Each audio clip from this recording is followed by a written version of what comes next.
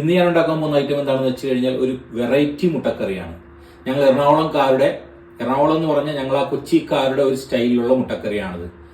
ഇത് എന്താണെന്ന് വെച്ച് കഴിഞ്ഞാൽ പച്ചമുട്ട, ഞാൻ അതിനുവേണ്ടി ഒരു 8 മുട്ട എടുത്തിട്ടുണ്ട്. ആ പച്ചമുട്ട തേങ്ങ അരച്ച ചാറിലേക്ക് പൊട്ടിച്ചൊഴിച്ച് അങ്ങനെ പച്ചയ്ക്ക് തന്നെ വേവിച്ചെടുക്കുന്ന ഒരു മുട്ടക്കറിയാണിത്. അപ്പൊ അതിനുവേണ്ടി ഞാൻ എടുത്തിരിക്കുന്ന ഐറ്റംസ് ആണ് ഇതെല്ലാം. ഇവിടെ ആദ്യം ഉപ്പ് വെച്ചിട്ടുണ്ട്. ഞാനിവിടെ മുട്ട 8 ഒരു 3 തക്കാളി അരിഞ്ഞതുണ്ട്, കറിവേപ്പിലുണ്ട് 2 തണ്ട്, അതോടൊപ്പം തന്നെ ഒരു 2 സവാള ചെറുതാക്കി അരിഞ്ഞത്, ഒരു ചെറിയ കഷ്ണം ഇഞ്ചിയും കുറച്ച് വെളുത്തുള്ളിയുടെ അല്ലികൾ ചെറുതാക്കി അരിഞ്ഞത്, ഒരു 6 പച്ചമുളക്. ഇവിടെ മസാലപ്പൊടികളാണ് ഇതെല്ലാം.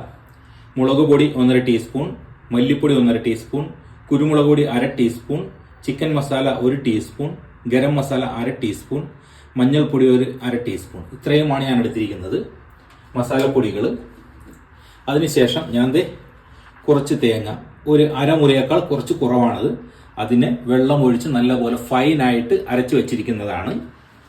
ഒപ്പം തന്നെ ഇവിടെ കടുകുണ്ട്, ഒരു നുള്ളു കടുക്, ഒരു 2 ടേബിൾ സ്പൂൺ എണ്ണ, സൺഫ്ലവർ ഓയിലാണ്.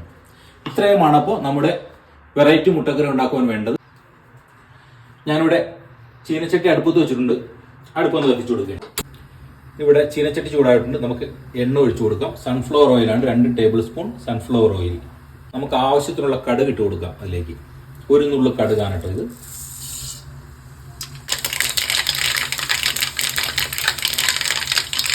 കടുക് പൊട്ടിയതിനു ശേഷം ആദ്യം ഞാൻ ഇട്ട് കൊടുക്കുന്നത് ഇഞ്ചി വെളുത്തുള്ളിയും കൂടി ചെറുതായിട്ട് കൊത്തി എരിഞ്ഞു വെച്ചിരിക്കുന്നതാണ്.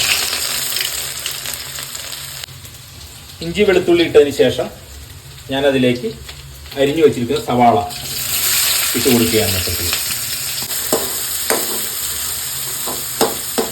സവാള ഒന്ന് വഴണ്ടു വന്നിട്ടുണ്ട്. ഇപ്പൊ നമുക്കതിലേക്ക് പച്ചമുളക് അരിഞ്ഞു വെച്ചിരിക്കുന്നത് ഇട്ട് കൊടുക്കാം. ഇനി ഞാൻ അതിലേക്ക് അരിഞ്ഞു വെച്ചിരിക്കുന്ന തക്കാളി ചേർത്ത് കൊടുക്കുകയാണ്.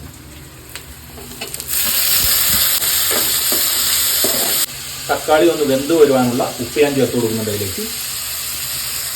ഇപ്പൊ ഞാൻ അതിലേക്ക് ആവശ്യത്തിനുള്ള കറിവേപ്പില ഇട്ട് കൊടുക്കാൻ പോവുകയാണ്.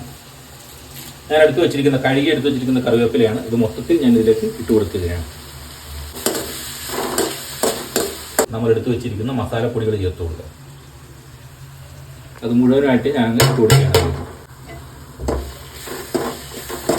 ഇനി ഇത് പച്ചമണം മാറുന്നത് വരെ ഒന്ന് നല്ലപോലെ ഒന്ന് മൂപ്പിച്ചെടുക്കണം. നമുക്കിപ്പോൾ നമ്മൾ അരച്ചു വെച്ചിരിക്കുന്ന തേങ്ങ ഇതിലേക്ക് ഒഴിച്ചു കൊടുക്കാം. ഇതിലേക്ക് നമുക്ക് കുറച്ച് വെള്ളവും കൂടി ഒഴിച്ചിട്ട് നമുക്കൊന്ന് കുലുക്കി അതിലേക്ക് ഒഴിച്ചു കൊടുക്കാം. ചാറ് വേണ്ടവർക്ക് അത് നോക്കിയിട്ട് ആവശ്യത്തിനുള്ള വെള്ളം ഒഴിച്ചു കൊടുക്കാവുന്നതാണ്. ഒന്ന് നല്ലപോലെ ഇളക്കി കൊടുക്കാം.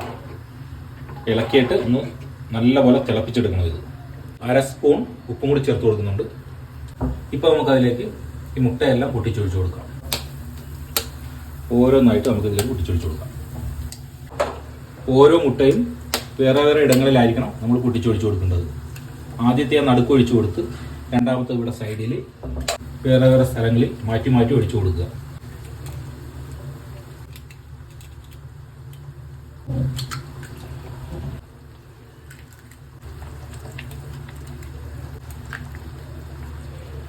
എല്ലാ മുട്ടയും നമ്മൾ അതിലേക്ക് പൊട്ടിച്ചൊഴിച്ചു കഴിഞ്ഞിട്ടുണ്ട്. ഇനി നമുക്കതൊന്ന് വേവാൻ കാത്തിരിക്കാം. മുട്ട പൊട്ടിച്ചൊഴിച്ചതിന് ശേഷം കറി ഒരിക്കലും ഇളക്കരുത്. അങ്ങനെ തന്നെ അനങ്ങാതെ കിടന്ന് അതിൽ കിടന്ന് വെന്ത് കഴിയുമ്പോഴേ ആ മുട്ടയുടെ മഞ്ഞയെല്ലാം പൊട്ടാതെ നമുക്ക് കിട്ടുള്ളൂ. അങ്ങനെ തന്നെ നമുക്കപ്പോൾ ഇനി വെന്തതിന് ശേഷം ഒന്ന് കാണാം. അപ്പോൾ നമ്മുടെ മുട്ടക്കറി ഏകദേശം റെഡി ആയിട്ടുണ്ടാവും. ഇപ്പോൾ നമുക്ക് തുറന്നു നോക്കാം ഇങ്ങനെ ആയിട്ടുണ്ടെന്നുള്ളത്. ഞാനിടയ്ക്കൊന്ന് മൂടി വെച്ചായിരുന്നു വേകാൻ വേണ്ടി, അല്ലെങ്കിൽ മുട്ടയുടെ ആ മഞ്ഞ വേവില്ല പെട്ടെന്ന്. ഓക്കെ, നമ്മുടെ മുട്ടക്കറി വെന്തിട്ടുണ്ട്. ഞാനിപ്പോൾ കുറച്ച് ചോറ് എടുത്തിട്ടുണ്ട് കഴിക്കുവാനായിട്ട്. നമുക്ക് ആ മുട്ടക്കറി ഇട്ടൊന്ന് കഴിച്ചു നോക്കാം. കണ്ടോ, ഇങ്ങനെ സൈഡിൽ നിന്ന് അനക്കാതെ കോരിയെടുക്കണം. എന്നിട്ട് കുറച്ച് ചാറും കൂടി ഇടാം നമുക്ക് ഇതിലേക്ക്.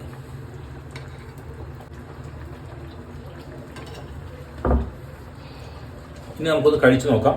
എൻ്റെ ഇന്നത്തെ ലഞ്ചാണിത്. നല്ല ആവി പറക്കുന്ന മുട്ടക്കറിയും ചോറും. കഴിച്ചു നോക്കട്ടെ കേട്ടോ.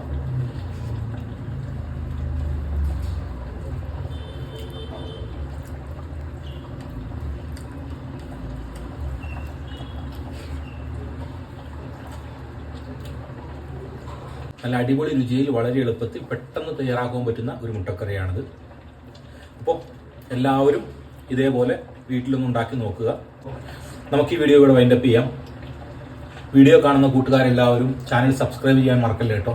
അതേപോലെ ഫേസ്ബുക്കിൽ കാണുന്നവർ ഒന്ന് ചാനൽ ഫോളോ ചെയ്യുക, നമ്മുടെ പേജ് ഒന്ന് ഫോളോ ചെയ്യുക. അതേപോലെ തന്നെ നമ്മുടെ വീഡിയോ കാണുന്ന കൂട്ടുകാരെല്ലാവരും വീഡിയോകൾക്ക് ലൈക്ക്, ഷെയർ, കമൻറ്റെല്ലാം ചെയ്ത് നമ്മളെ സപ്പോർട്ട് ചെയ്യുക. വീഡിയോ ഷെയർ ചെയ്ത് സഹായിക്കുക. അപ്പോൾ അടുത്തൊരു വീഡിയോയിൽ കാണുന്നവരെ എല്ലാ കൂട്ടുകാർക്കും ഗുഡ് ബൈ.